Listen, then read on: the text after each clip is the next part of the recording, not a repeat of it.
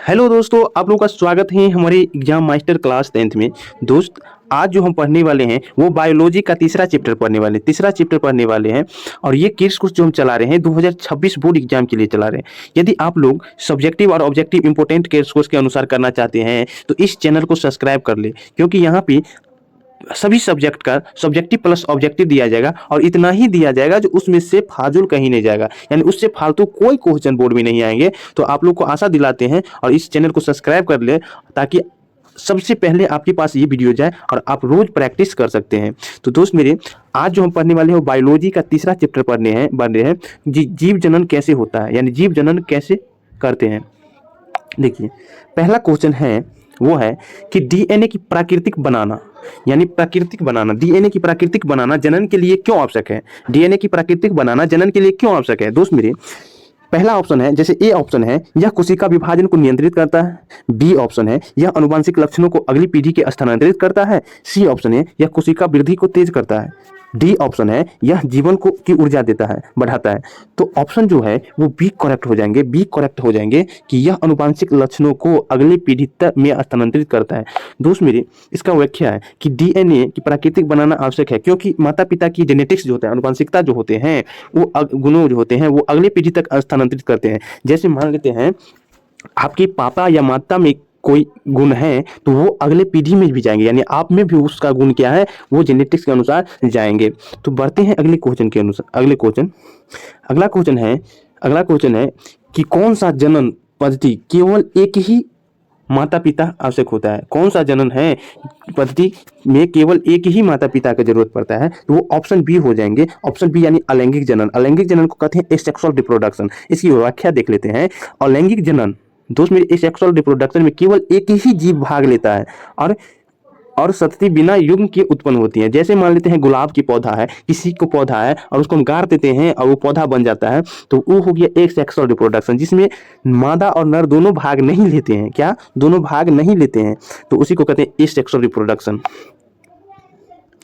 तीसरा क्वेश्चन है कि निम्नलिखित में से कौन सा जनन विधि जीवाणु में पाई जाती है। निम्नलिखित में से कौन सा जनन विधि जीवाणु जो में पाई जाती है। तो ऑप्शन ए हो जाएंगे विखंडन, ऑप्शन बी हो जाएंगे मुकुलन, ऑप्शन सी हो जाएंगे खंडन, ऑप्शन डी हो जाएंगे बीजाणु निर्माण। तो ऑप्शन ए करेक्ट हो जाएगा, ऑप्शन ए जो है वो करेक्ट हो जाएगा। इसका थोड़ा व्याख्या देख लेते हैं, क्या है व्याख्या। दोस्त मेरी व्याख्या है कि जीवाणु बैक्टीरिया में विखंडन यानी बाइनरी फिजन जो होता है के द्वारा जनन होता है, जिसमें एक कोशिकीय दो समान भागों, यानी एक कोशिकीय कोशिका जो है दो समान भागों में क्या हो जाते हैं, वो विभाजित हो जाते हैं। इसको हम क्या कहते हैं, विखंडन। विखंडन मतलब होता है टुकड़ा। विखंडन मतलब क्या होता है, टुकड़ा यानी टूटना। क्या होता है, टूटना। ये आपको याद रखना है। 4 नंबर क्वेश्चन है कि लैंगिक जनन में कितने माता पिता की आवश्यकता होती है। लैंगिक जनन में कितने माता पिता की आवश्यकता होती है। तो कम से कम 2, एक मादा और एक नर, एक मादा और एक नर, यानी एक मादा और एक नर की आवश्यकता होती है। और दोनों को क्या होता है, निषेचन होता है, यानी दोनों को क्या होता है, निषेचन। जैसे एक मादा, तो ये लैंगिक हो गया, यानी सेक्सुअल रिप्रोडक्शन हो गया। क्या हो गया,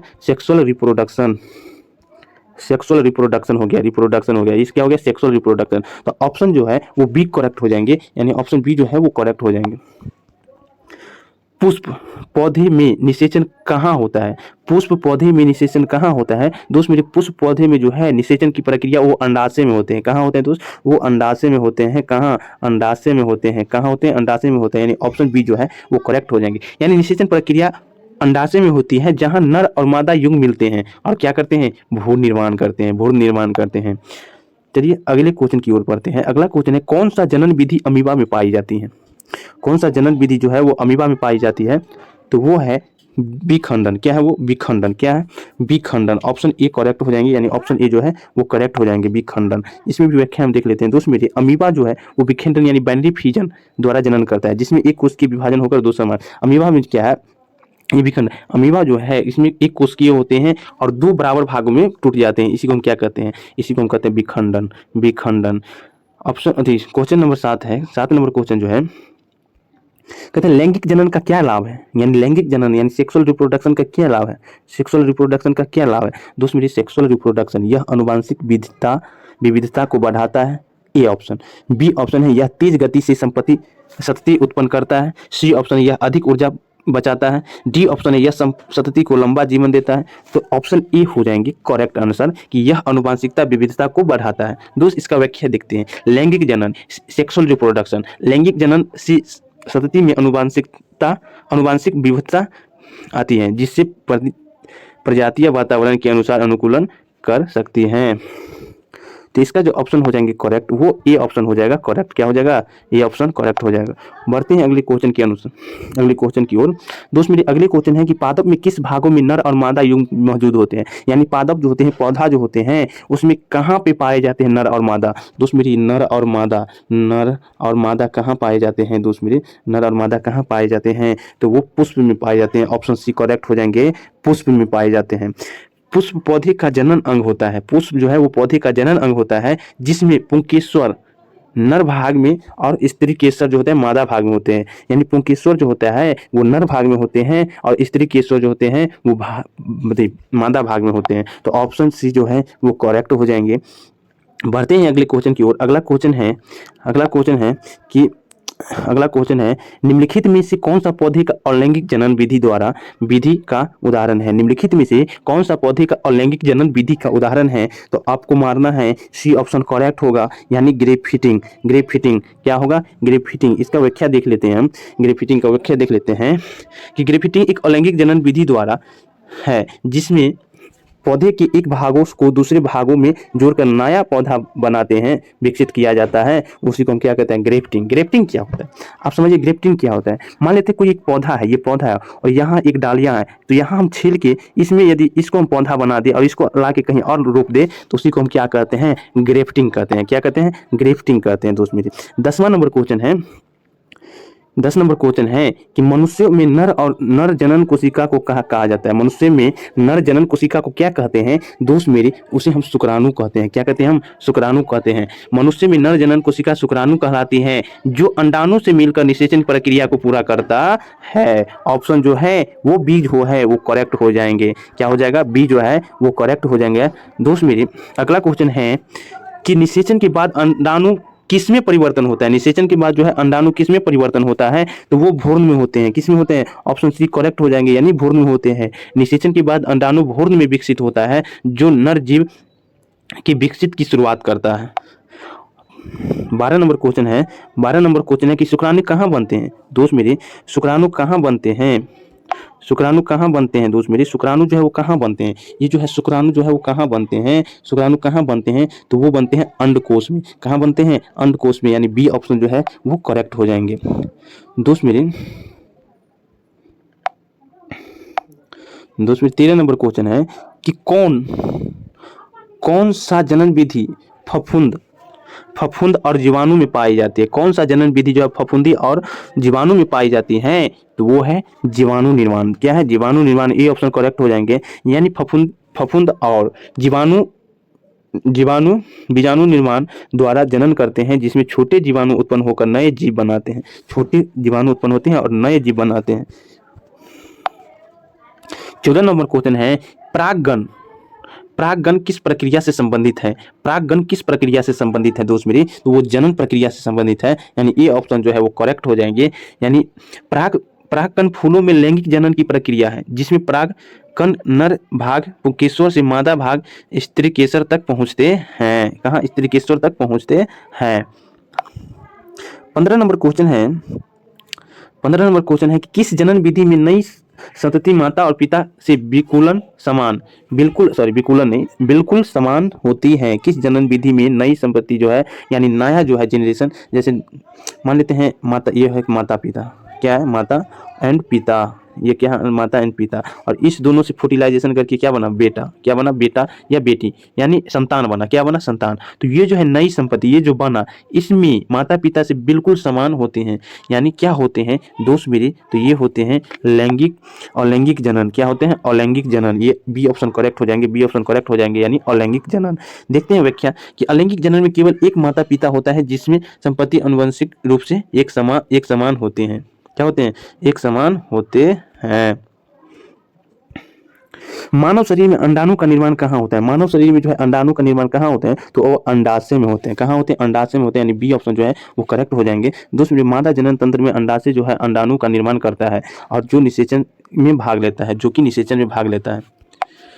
17 नंबर क्वेश्चन है, 17 नंबर क्वेश्चन है कि जीवाणु निर्माण, दोस्त मेरे, जीवाणु निर्माण द्वारा जनन किस में होता है? जीवाणु निर्माण द्वारा जनन किस में होता है? तो वो फफूंद में होता है। यानी फफूंद कुछ बैक्टीरिया और शैवाल जीवाणु निर्माण द्वारा जनन करते हैं, जिसमें प्रतिकूल परिस्थितियों में बीजाणु विकसित होते हैं। क्या होते हैं दोस्त? वो विकसित होते हैं। तो ऑप्शन सी जो है वो करेक्ट आंसर हो जाएगा। बढ़ते हैं अगले। मनुष्य में निषेचन कहाँ होता है? दोस्त मेरे, मनुष्य में जो है फर्टिलाइजेशन कहाँ होते हैं? फर्टिलाइजेशन कहाँ होते हैं दोस्त मेरे? यानी मनुष्य में जो है वो फर्टिलाइजेशन कहाँ होते हैं? तो ऑप्शन सी हो जाएगा, अंडवाहिनी में। कहाँ होते हैं? अंडवाहिनी में। इसका व्याख्या देख लेते हैं दोस्त मेरे। मनुष्य में निषेचन अंडवाहिनी में होता है। यहाँ शुक्राणु और अंडाणु मिलते हैं। यानी अंडवाहिनी जो है, अंडवाहिनी में क्या क्या मिलते हैं दोस्त मेरे? तो यहाँ शुक्राणु मिलते हैं, शुक्राणु मिलते हैं, शुक्राणु मिलते हैं, और क्या होते हैं? अंडाणु मिलते हैं। इसीलिए कहते हैं इसको अंडवाहिनी। अंडवाहिनी क्या कहते हैं? अंडवाहिनी। 19 नंबर क्वेश्चन है कि लैंगिक जनन में कौन सा हार्मोन पुरुषों में यौवन की प्रभावित करता है? तो वो है C option, testosterone. Testosterone, testosterone पुरुष में यौवन की विशेषता है, जैसे दाढ़ी, मूंछ और भारी आवाज में विकसित को प्रभावित करता है। इसको कहते हैं टेस्टोस्टेरोन। क्या कहते हैं? टेस्टोस्टेरोन। 20 नंबर क्वेश्चन है कि वनस्पतिक जनन एक उदाहरण है। यानी वनस्पतिक जनन जो है एक उदाहरण है। तो ऑप्शन सी करेक्ट हो जाएंगे। यानी पतियों में नर पौधे का निर्माण, पतियों में नर पौधे का निर्माण। इसका व्याख्या है कि वनस्पति जनन में पौधे की पतियों जुड़े यानी तने से नए पौधे की विकसित होते हैं। जैसे बैक्टीरियोफिलम में पतियों से नर पौधे उगते हैं। यानी ऑप्शन सी जो है वो करेक्ट आंसर हो जाएंगे।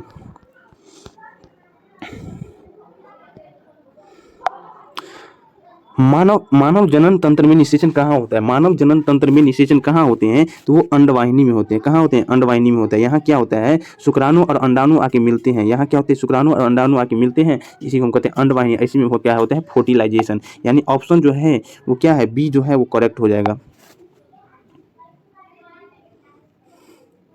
22 नंबर क्वेश्चन है, 22 नंबर क्वेश्चन है कि शुक्राणु जो है, शुक्राणु में ऊर्जा प्रदान करने वाला भाग कौन सा होता है? तो वो जो होता है मध्य भाग होता है। दोस्त मेरे, ऑप्शन बी करेक्ट हो जाएंगे। यानी शुक्राणु में मध्य भाग में माइटोकॉन्ड्रिया होते हैं। शुक्राणु में मध्य भाग में क्या होते हैं? माइटोकॉन्ड्रिया होते हैं, जो उसे ऊर्जा प्रदान करते हैं, इसे गतिशील बनाए रखते हैं। ऑप्शन बी जो है वो करेक्ट हो जाएंगे।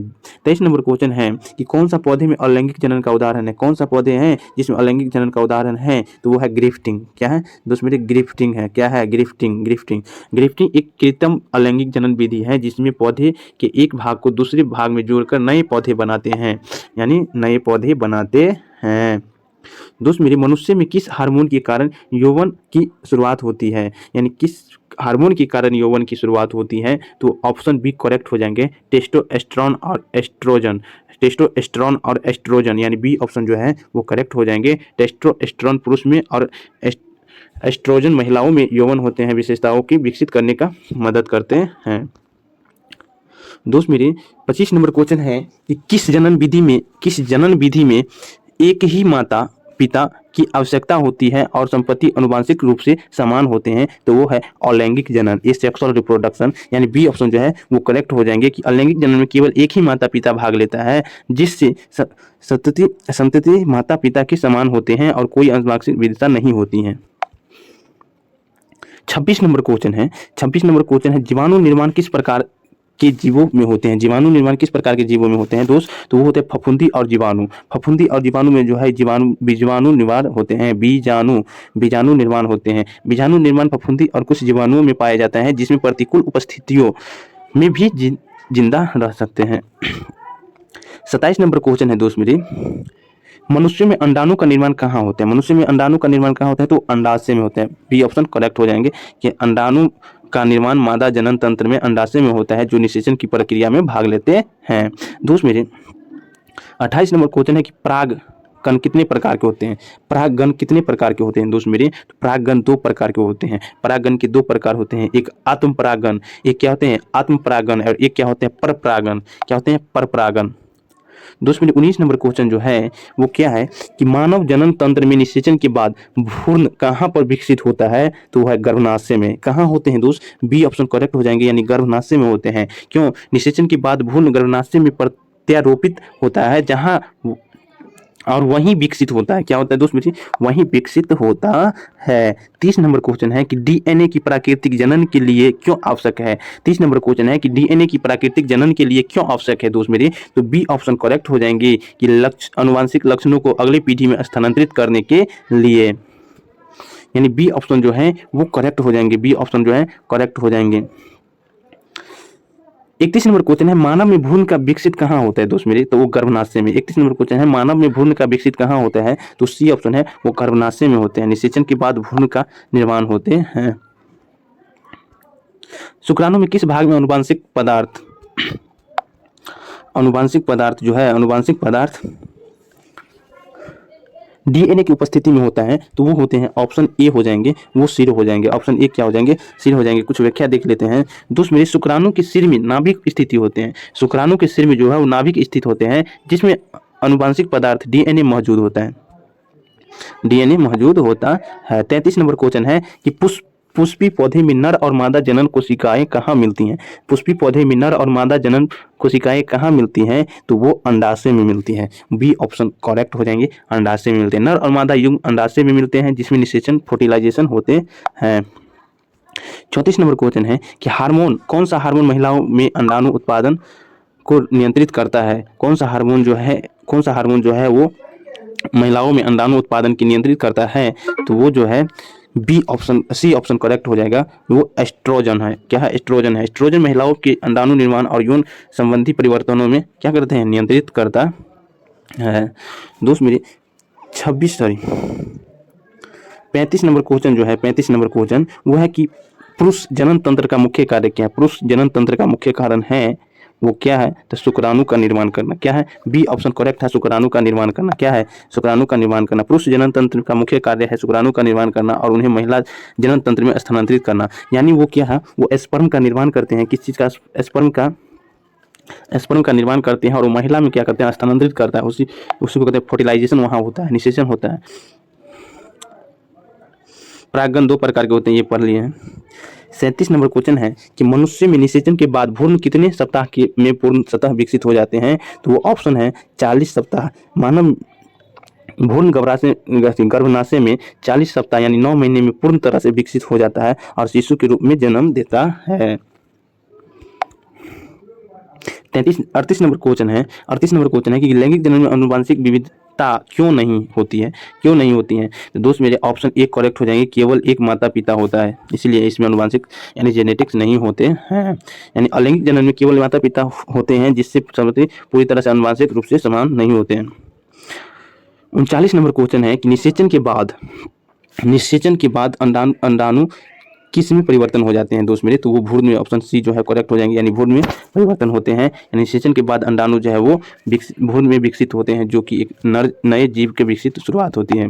दोस्त मेरे 40 नंबर क्वेश्चन है, मानव में यौन जनन के लिए कौन सा 2 प्रकार युग्म आवश्यक होता है, तो वो है शुक्राणु और अंडाणु, यानी ये ऑप्शन जो है वो करेक्ट हो जाएंगे। मानव में लैंगिक जनन के लिए स्पर्म और ओवम के मिलने से ही एक युग्म यानी जाइगोट बनते हैं, युग्म नज बनते हैं, यानी जाइगोट बनते हैं। उसके बाद क्या होते हैं, फर्टिलाइजेशन, यानी ऑप्शन ए जो है वो करेक्ट हो जाएंगे। 41 नंबर क्वेश्चन है कि मनुष्य में निषेचन किस प्रकार से होता है। तो वो आंतरिक निषेचन होता है, क्योंकि ये गर्भाशय में होते हैं, ये आंतरिक निषेचन होते हैं, बाह्य निषेचन नहीं होते हैं। 42 नंबर क्वेश्चन है कि मनुष्य में भ्रूण किससे जुड़ा होता है जिससे उसे पोषण मिलता है, तो दोस्त मेरे ये जो है प्लेसेंटा से मिला होता है। किससे मिला होता है, प्लेसेंटा से मिला होता है, यानी सी ऑप्शन जो है वो करेक्ट हो जाएंगे। ये भ्रूण जो प्लेसेंटा से जुड़ा होता है, जिससे वो उसे माँ रक्त से पोषण और ऑक्सीजन प्राप्त कराते हैं। इसका थोड़ा एक्सप्लेनेशन देख ले। मान लेते हैं ये गर्भाशय है, इसमें कुछ बच्चा है, इसको क्या है, तो इसको रक्त से यानी ब्लड से जो है, किससे, ब्लड से इसको क्या करते हैं, पोषण कराते हैं, यानी भोजन और ऑक्सीजन प्रदान करते हैं। दोस्त मेरे 43 नंबर क्वेश्चन है, किस जीव ने द्विखंडन द्वारा जनन होता है, यानी बाइनरी फ्यूजन द्वारा जनन होता है, तो वह अमीबा ने, और ये ऑप्शन करेक्ट हो जाएंगे। अमीबा एक कोशिकीय जीव है जो द्विखंडन द्वारा जनन करता है, जिसमें एक कोशिकीय 2 समान कोशिकाओं के विभाजित होता है। 44 नंबर क्वेश्चन है, किस जनन विधि में एक कोशिकीय स्वयं विभाजित होकर दो नई कोशिकाएं बनाती हैं? तो वो है दिखंडन। क्या है? दिखंडन, यानी सी ऑप्शन जो है करेक्ट हो जाएंगे। दिखंडन में क्या विभाजित होकर एक अन्य नई कोशिका बनाती हैं, जिसमें क्या है, अमीबा पैरामीशियम होता है, जिसका उदाहरण है अमीबा और पैरामीशियम। 45 नंबर क्वेश्चन, निम्नलिखित में से कौन सा अलैंगिक जनन का उदाहरण है? तो वो है बीजाणु निर्माण। क्या है? ये ऑप्शन करेक्ट हो जाएंगे, क्योंकि ये फफूंदी और कुछ बैक्टीरिया में पाया जाता है, जिसमें नए जीव विकसित होते हैं। 40 नंबर क्वेश्चन है दोस्त मेरे, मनुष्य में लड़कों और लड़कियों में यौन परिवर्तन को नियंत्रित करने के लिए हार्मोन कौन से हैं? तो ये है टेस्टोस्टेरोन, ये तो पढ़े हुए हैं। 47 नंबर क्वेश्चन है, अलैंगिक जनन में आनुवंशिक विविधता क्यों होती है? तो इसका है ऑप्शन बी करेक्ट हो जाएंगे, दो माता पिता के गुण मिलते हैं, इसीलिए जेनेटिक्स होते हैं और ये गुणों को प्राप्त करते हैं। 48 नंबर क्वेश्चन है, किस प्रकार के जनन में माता पिता की संख्या केवल एक होते हैं? तो वो अलैंगिक जनन होगा, यानी ए सेक्सुअल रिप्रोडक्शन हो जाए, यानी बी ऑप्शन करेक्ट हो जाएंगे। 49 नंबर क्वेश्चन है, निम्नलिखित में से कौन सा पुरुष द्रवन का उदाहरण होता है दोस्त मेरे? तो वो है अमीबा और क्या है, तो फलानेरिया और प्रोद्रवन, यानी सी ऑप्शन जो है वो करेक्ट हो जाएंगे। सी ऑप्शन जो है वो करेक्ट हो जाएंगे। सी ऑप्शन जो है वो करेक्ट हो जाएंगे। 50 नंबर क्वेश्चन है कि परागण किस प्रकार के जनन से संबंधित है? तो लैंगिक जनन से, यानी ए ऑप्शन जो है वो ए ऑप्शन क्या है, करेक्ट हो जाएंगे। और ये क्या, लैंगिक प्रक्रिया का एक भाग है जिसमें नर और मादा युग्मकों को मिलना होता है। दोस्त मेरे, तो बायोलॉजी का, हम आज बायोलॉजी क्या पढ़ा है? बायोलॉजी का 50 मोस्ट इम्पोर्टेंट, क्या है, मोस्ट इम्पोर्टेंट ऑब्जेक्टिव हम आप लोगों को करवा दिए। तो यदि यह वीडियो अच्छा लगा हो तो अपने दोस्तों के पास शेयर करें, क्या करें, शेयर करें और लाइक करें, और यदि वीडियो पहले देखना चाहते हैं तो सब्सक्राइब करें।